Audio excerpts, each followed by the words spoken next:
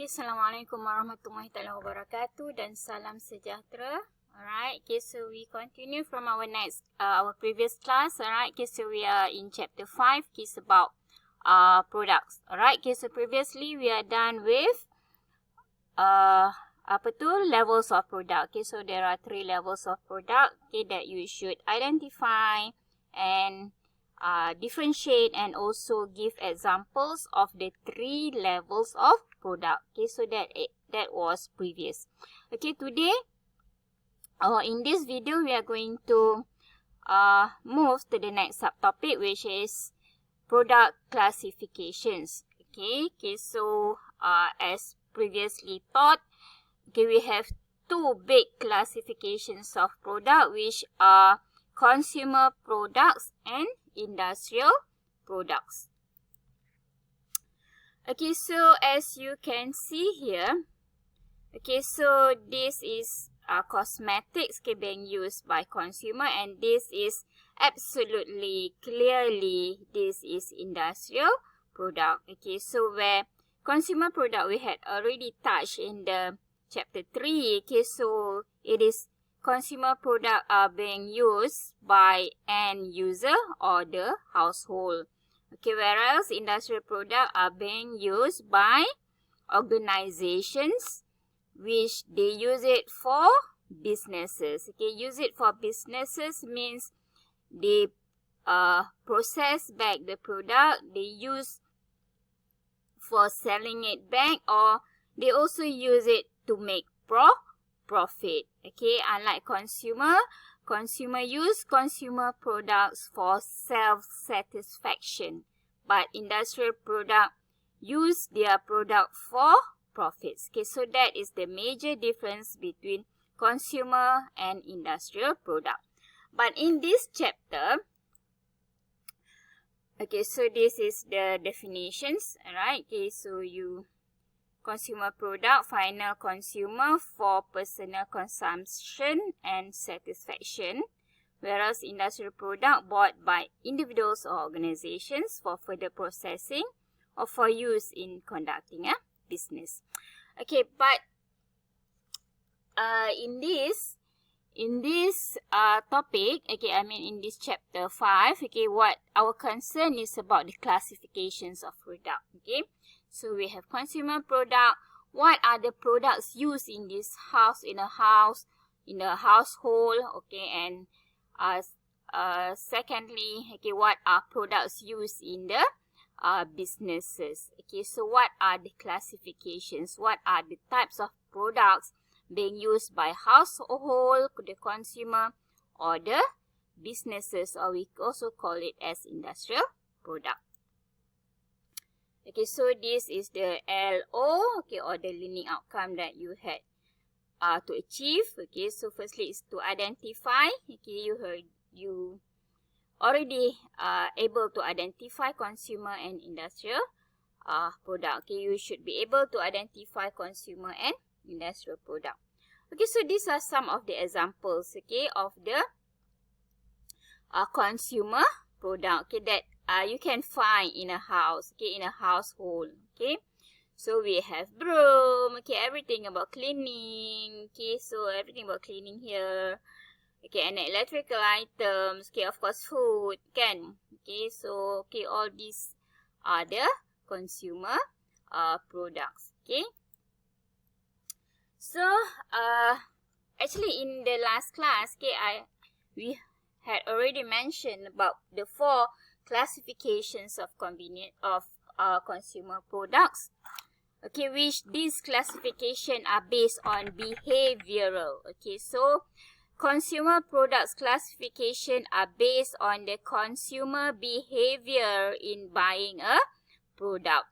Okay, so we have 4 classification, which are convenience, shopping, specialty, and unsought product. Okay, I had shown you, okay, this table, okay, where the classifications of consumer product are based on the buying behavior of the consumer. Okay, so again, the classifications of consumer products are based on the behavior, the buying behavior of the consumer. Okay, so for example, how frequent does the consumer buy? Okay, so gelagat pembelian dia. Okay, so berapa kerap dia membeli, berapa lama keputusan dia buat, berapa lama keputusan pembelian yang dia ambil. Okay, berapa banyak maklumat yang dicari. Okay, berapa banyak perbandingan. Okay, dan berapa banyak usaha yang dia buat untuk mendapatkan produk tersebut. Okay, so tu bagaimana jenis-jenis consumer product diklasifikasikan ataupun dibahagikan lah. Okay. Okay, so kita tengok satu-satu. Okay, so kita ada 4. Kita tengok satu-satu bermula daripada yang paling mudah. Okay, gelagat yang paling mudah. Okay, macam nama dia kita panggil convenience products. Right.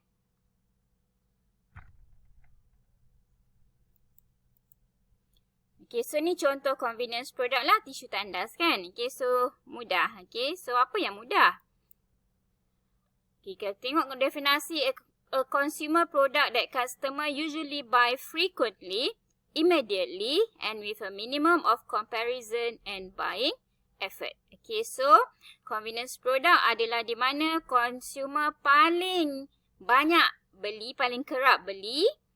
Kerap bukan banyak, okay, banyak kali. Okay, so convenience product adalah di mana pengguna paling kerap membuat pembelian dan pembeliannya biasanya tak fikir panjang. Okay.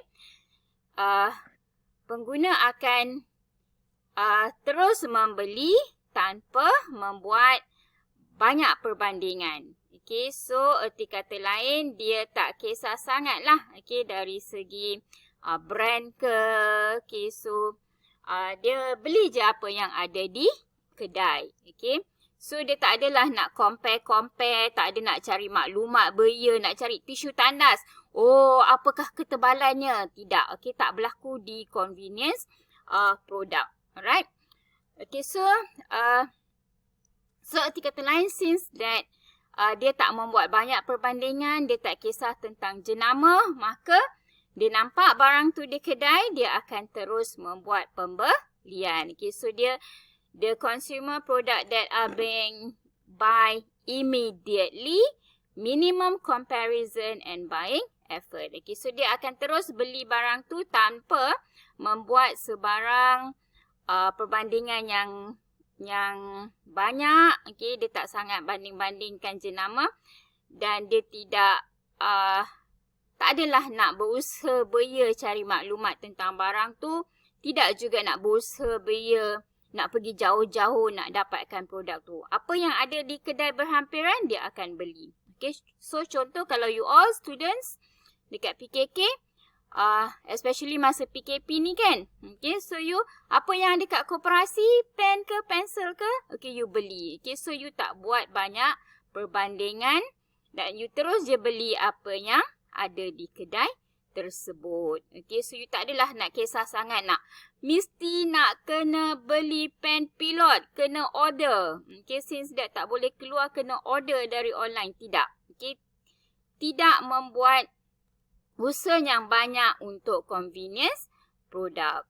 Okay, maka dengan itu harga dia sebab orang tak nak buat perbandingan dan dia terus beli apa yang ada kat kedai, maka biasanya harga barang-barang ni adalah rendah dan yang juga penting dia berada di banyak tempat. Okay, so maksudnya mana-mana kedai kena ada barang convenience produk ni sebab pengguna tak nak berusaha susah-susah nak pergi jauh-jauh untuk beli barang. Okay, so maka convenience product should be available in many locations. Alright, dan biasanya, okay, tidak semestinya, tapi biasanya harga dia adalah rendah. Okay, contoh surat khabar, okay, ni contoh klasik lah.